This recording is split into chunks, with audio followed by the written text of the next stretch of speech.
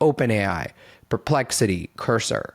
Why are all the AI companies using linear?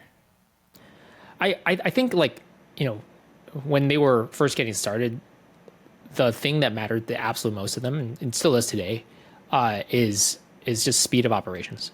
And linear has always been built for speed, speed in every sense of the word.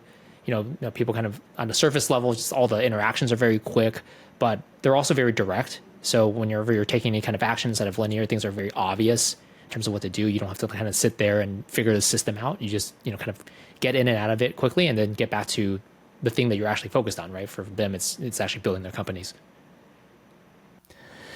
I think that part of it also is that linear seems to be part of the new tool stack. Like the best new companies are using linear versus companies that were started like 10 years ago. There was a different tool stack in place. It seems like you guys are part of the new generation.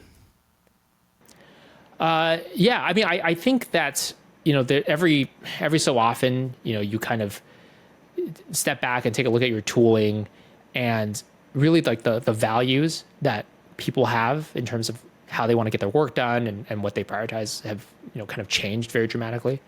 Something that we kind of really recognize is that people have been doing this software development thing for a while, right? If you think of like the entire history of the discipline, it's still very young, but we're at a point where a lot of the core skills are kind of baked into the muscle memory of people's workflows.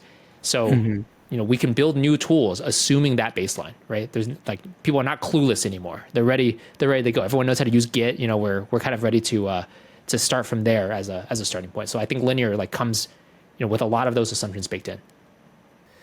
If you had to summarize like linear's functionality, how would you summarize that? Fundamentally, we're a project management tool for software development teams.